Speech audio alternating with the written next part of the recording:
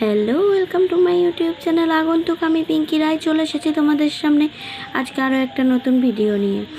আজকের ভিডিওটি হলো উদাহরণসহ ক্যাটায়ন ও অ্যানায়নের সংজ্ঞা দাও। ক্যাটায়ন কাকে বলে? তাহলে উত্তরে চলে আসি এবার। কোনো পরমাণু এক বা একাধিক ইলেকট্রন বর্জন করে যে ধনাত্মক তড়িৎগ্রস্ত আয়নে পরিণত হয় তাকে ক্যাটায়ন বলে। ঠিক আছে, কোনো পরমাণু যদি এক বা একাধিক ইলেকট্রন বর্জন করে যে ধনাত্মক তড়িৎগ্রস্ত আয়নে পরিণত হয় তাকে ক্যাটায়ন বলে।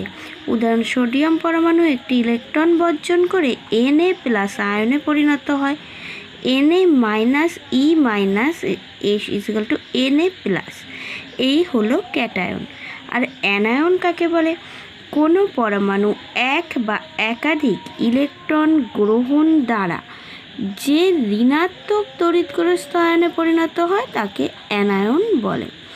উদাহরণ: ক্লোরিন পরমাণু একটি ইলেকট্রন গ্রহণ করে Cl- আয়নে পরিণত হয়। Cl + E- Cl-, এই যে ক্লোরিন পরমাণুটা মাইনাস অর্থাৎ নেগেটিভ আয়নে পরিণত হলো, এটাই হলো অ্যানায়ন।